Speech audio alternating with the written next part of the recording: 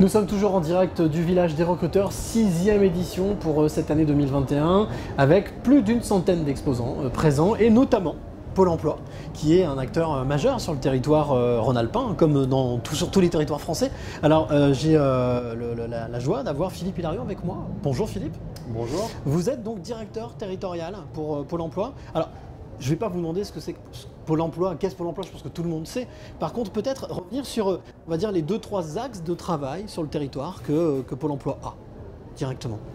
Alors, premièrement, vous le savez, la première chose que nous avons à faire, c'est aider les demandeurs d'emploi à retrouver un emploi et aider les entreprises à trouver leurs salariés. Donc, nos actions sont toutes dirigées dans ce sens-là. Et nous avons bien évidemment des parcours à mettre en place pour certains demandeurs d'emploi qui sont plus ou moins courts. On va partir de la personne la plus employable possible, et donc là c'est vraiment la rencontre de l'offre et de la demande. Et puis ensuite on a à mettre en place par exemple des formations. On met en place plus de 80 000 formations sur la région, ne serait-ce que dans le cadre du plan d'investissement dans les compétences qui sert à faire monter en compétences les personnes les moins qualifiées. Voilà, donc nous avons des actions qui vont de la proposition d'offres, de l'accompagnement sur le projet professionnel, au travail sur les compétences et bien sûr l'accompagnement des entreprises dans le recrutement de leurs salariés. En quoi est-ce que la proximité, quelque chose d'important pour vous, c'est-à-dire le fait de, on a connu une année où on était un peu en distanciel, en quoi est-ce que le présentiel, ou en tout cas le fait d'être en visuel, c'est important pour vous? Nous avons en permanence le souci de rendre le meilleur service possible. Et pour rendre le meilleur service possible, il faut connaître les attentes des entreprises et des demandeurs d'emploi. C'est vrai que grâce au numérique, nous avons continué pendant la crise à rencontrer les entreprises, à rencontrer les demandeurs d'emploi, même à distance. Et nous utilisons beaucoup la visio par exemple. Donc c'est quelque chose que nous avons développé déjà depuis plusieurs années. Mais la rencontre physique est parfois nécessaire et souvent d'ailleurs un outil une technique et un moment qui nous permet de travailler différemment avec l'entreprise en allant la rencontrer sur place par exemple ou avec le demandeur d'emploi, parce qu'il y a des messages qui passent différemment quand on est en face à face, en tout cas différemment par rapport à un entretien téléphonique par exemple. Voilà. Donc nous sommes vraiment sur une dynamique de trouver le bon créneau, la bonne opportunité et surtout le bon moyen pour rencontrer demandeurs d'emploi et entreprises.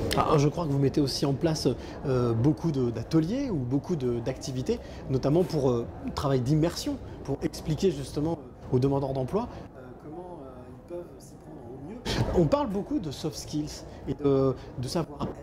Est-ce que c'est quelque chose qui fait partie justement des critères que vous prenez en compte aujourd'hui? Bien sûr. Alors, première chose, vous parlez des événements qu'on met en place, des rencontres. Tout à fait. Alors, on met à la fois des événements de rencontres entre l'entreprise et le demandeur d'emploi pour du recrutement, mais on fait aussi des événements, on appelle ça des hashtags tous mobilisés, qui nous permettent aussi de faire découvrir des métiers, des secteurs d'activité, en partenariat avec des branches, en partenariat avec des entreprises. On fait aussi des immersions au sein des entreprises. Ça permet aux personnes en quelques jours, voire 1-2 semaines, de découvrir un métier, un secteur d'activité et puis de pouvoir candidater, on va dire, à bon escient. Par rapport à la suite de votre question sur les soft skills, bien évidemment, c'est ce qui est attendu maintenant prioritairement par les entreprises. Dans 60% des cas, elles privilégient les soft skills par rapport aux compétences, on va dire, classiques et habituelles que peuvent donner les formations traditionnelles et notamment la formation que tous suivons jusqu'au démarrage de notre activité professionnelle.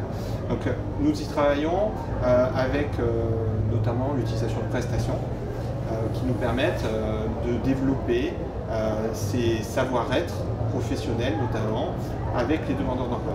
Une dernière question, je suppose qu'un salon comme le village des recruteurs, c'est un intérêt particulier pour vous de pouvoir justement, une occasion supplémentaire de rencontrer les demandeurs d'emploi ou les personnes qui sont à la recherche d'un emploi?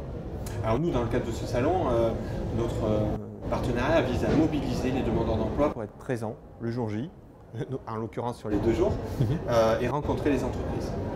Donc nous, notre intérêt, c'est vraiment, dans le cadre de ce salon, d'avoir un panel d'entreprises large qui nous permet de répondre à une variété importante des recherches potentielles ou en tout cas des projets professionnels signifiés et dont on a la connaissance de la part des demandeurs d'emploi.